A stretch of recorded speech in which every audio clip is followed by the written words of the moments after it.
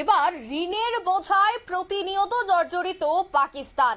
জানা গেছে যে দেনার ডুবে এই মুহূর্তে শাহবাজ শরীফ মাথায় হাত, স্বীকারোক্তি নিজেই দিলেন এই বিষয়ে। প্রায় ৭৬ লক্ষ কোটি টাকার ঋণের বোঝা এই মুহূর্তে বইছে পাকিস্তান। নয়া বাজেট পেশের মুখে প্রকাশ্যেই এই চাঞ্চল্যকর তথ্য বেরিয়ে এসেছে। যে জায়গায় দেখা যায় যে অন্যান্য দেশ সামরিক দিক থেকে শক্তি বাড়াচ্ছে, বিভিন্ন প্রকল্পে বিভিন্ন খাতে কোটি কোটি টাকা বাজেটে অর্থ বরাদ্দ করছে, আর সেই জায়গায় পাকিস্তানে দেখা গেছে যে বাজেট পেশের দিন ৭৬ লক্ষ কোটি টাকা ঋণের কথা বললেন খুদ সেই রাজ্যের প্রধানমন্ত্রী শাহবাজ শরীফ। বিস্তারিত সে বিষয়ে জানবো, টেলিফোন লাইনে যুক্ত হয়ে গেছে প্রতিনিধি সৌম মুখার্জি। সৌম, দেনার ডুবে রীতিমতো জর্জরিত পাকিস্তান এবং সেই স্বীকারোক্তি খুদ সেই দেশের প্রধানমন্ত্রী দিয়েছেন, কি বলবে? পাকিস্তানের 2025-2026 অর্থবর্ষের জন্য বাজেট পেশ চলছে, আর এর মাঝেই দেশের প্রধানমন্ত্রী শাহবাজ শরীফ ও পাকিস্তানের অর্থমন্ত্রী মোহাম্মদ ঔরঙ্গজেব পরিষ্কার স্বীকার করে নিয়েছে যে তার গত জুলাই মাস থেকে শুরু হওয়া তাদের আর্থিক বর্ষে 2024-2025 সেখানে তাদের মাথায় ঋণের বোঝা হচ্ছে পাকিস্তানি টাকায় ৭৬ লক্ষ কোটি, যেটা ভারতীয় টাকায় যদি হিসাব করা হয় তাহলে 23 লক্ষ কোটি টাকা পাকিস্তানের মাথার উপর ঋণের বোঝা রয়েছে।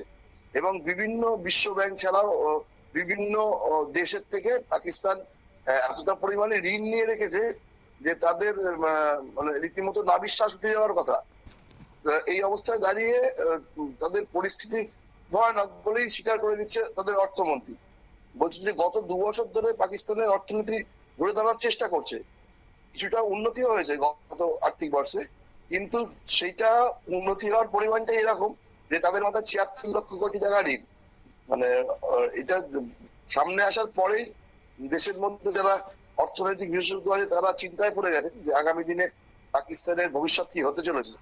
আর তুমি যেটা বলছিলে যে দেশের এই অবস্থার মধ্যে ভারতের সাথে যুদ্ধে গিয়ে বিভিন্ন দেশের থেকে অস্ত্র কেনার চেষ্টা করছে পাকিস্তান, কি মানে তারা করতে চাইছে এটা বোঝা যাচ্ছে না, কিন্তু ঋণের বোঝা ক্রমশই বাড়তে রয়েছে অঙ্কিতা। একদমই। তবে সেক্ষেত্রে এই যে ৭৬ লক্ষ কোটি টাকা ঋণের বোঝা একদিকে ইসলামাবাদের উপর রয়েছে, ঠিক অন্যদিকে দেখা গেছে যে তাদেরকে প্রচুর অর্থ বরাদ্দ ভর্তুকিও দেওয়া হচ্ছে একটি সংস্থার পক্ষ থেকে। তবে সেই ঋণ অর্থাৎ কোনো একটা সংস্থা থেকে অর্থ সাহায্য নেওয়া, সেটাও তো ঋণের কোটাতেই শামিল হয়। সেক্ষেত্রে এত ঋণের বোঝা কি সামলাতে পারবে পাকিস্তান? আগামী দিনে কি আরো অন্ধকার নেমে আসছে পাকিস্তানের মধ্যে? দেখো পরিস্থিতি যা, সেটা শাহবাজ শরীফ প্রধানমন্ত্রী হওয়ার পরে কিছুটা স্পষ্ট হয়ে গেছিল। তিনি পরিষ্কারই প্রকাশ্যে একটা মঞ্চ থেকে বলেছিলেন যে দেশের যা অবস্থা তাতে মানে এখন ভিক্ষার ঝুলি নিয়ে পাকিস্তানকে গোটা বিশ্বের কাছে ঘুরতে হবে। এই বিষয়ে সে আমেরিকা প্রতি তাদের একটা ভরসা আছে, যা প্রকাশ্যেই বলেছিল যে আমেরিকা তাদের সাহায্য করবে। আমরা দেখতে পেয়েছি যে এই যুদ্ধের সময় তো বিশ্ব ব্যাংকের মাধ্যম দিয়ে আমেরিকা তাদেরকে অর্থ সাহায্য করেওছে। চীনকেও তারা সবসময়ের বন্ধু বলে মনে করে, চীনকেও আমরা দেখতে পেয়েছি যে তাদেরকে ঋণ দিচ্ছে। এবং বর্তমানে যা পরিস্থিতি, চীন নাকি মানে ৫ম প্রজন্মের ফাইটার প্লেনও পাকিস্তানকে 50% টাকায় দিয়ে দেবে। সৌদি আরবকেও তারা বন্ধু বলেছে, তবে ভারতের সাথে যুদ্ধের ক্ষেত্রে সৌদি আরব কোনো একটা হেল্প করেনি।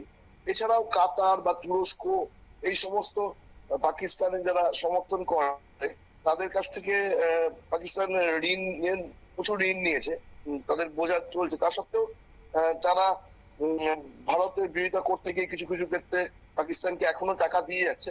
কিন্তু পরিস্থিতি যেদিকে যাচ্ছে তাতে শ্রীলঙ্কার মতো পরিস্থিতি হওয়ার একটা প্রবল সম্ভাবনা রয়েছে পাকিস্তান। কারণ এইভাবে ঋণের বোঝা শ্রীলঙ্কার ঘাটেও ছিল, আমরা দেখতে পেয়েছি শ্রীলঙ্কার ক্ষেত্রে কি হয়েছে। আগামী দিনে হয়তো পাকিস্তানের ক্ষেত্রেও এই ধরনের ঘটনা ঘটতে পারে অঙ্কিতা। ধন্যবাদ।